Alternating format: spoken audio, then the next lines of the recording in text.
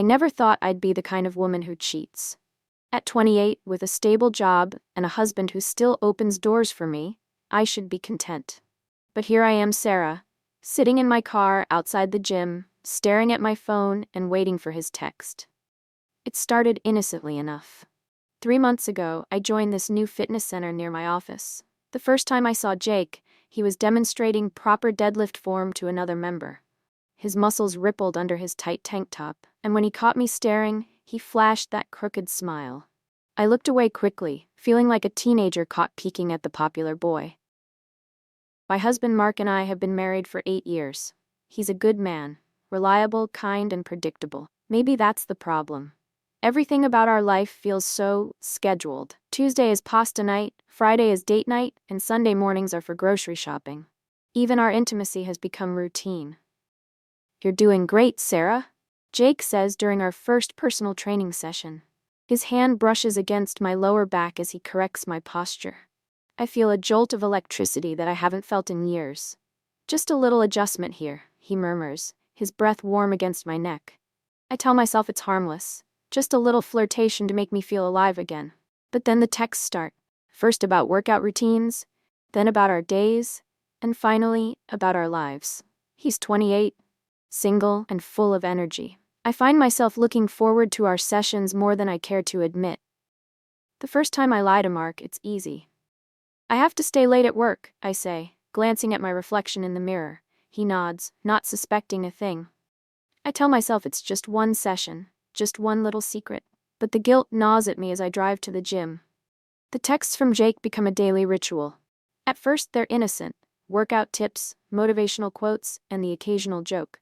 But soon they're more personal. He asks about my day, my dreams, my frustrations. I find myself opening up to him in ways I haven't with Mark in years. One evening, as I'm scrolling through Jake's messages, Mark walks into the room. "You've been working out a lot lately," he says, his tone casual but his eyes curious. "You look great, but don't overdo it." I force a smile.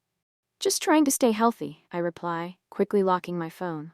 His concern makes me feel sick with guilt, but not enough to stop. The first time we kiss, it's in the empty yoga studio after hours. Jake's lips are soft but insistent, and I melt into him.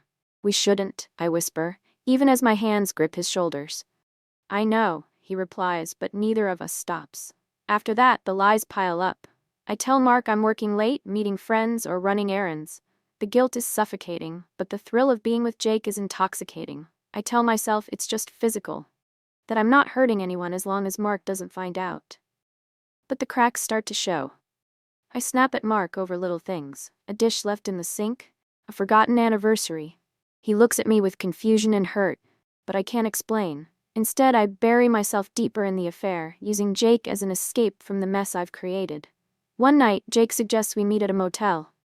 "It'll be fun," he says, his voice low and teasing. I hesitate, but the thought of being with him is too tempting. I tell Mark I'm staying at a friend's place, and he doesn't question it. The motel room is cheap and dimly lit, but I don't care.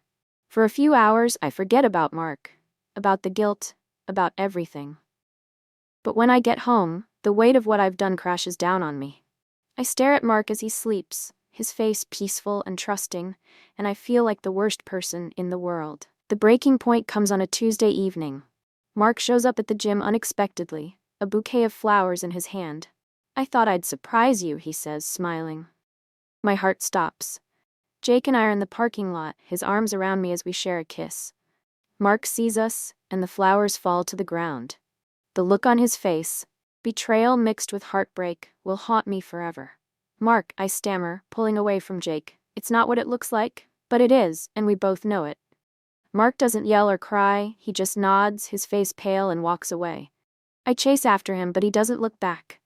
That night, he confronts me at home. "How long?" he asks, his voice trembling. I can't meet his eyes. When I finally confess, he doesn't yell or cry. He just nods, his face pale, and walks out of the room. The silence that follows is deafening. In the weeks that follow, I try to explain, to apologize, but the damage is done. Mark moves out, and I'm left alone in our too-quiet house. Jake stops returning my calls, and I realize he was never really interested in me. Just the thrill of the forbidden.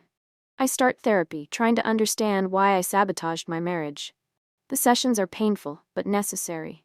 I learned that my need for constant validation stemmed from deep-seated insecurities I'd been ignoring for years.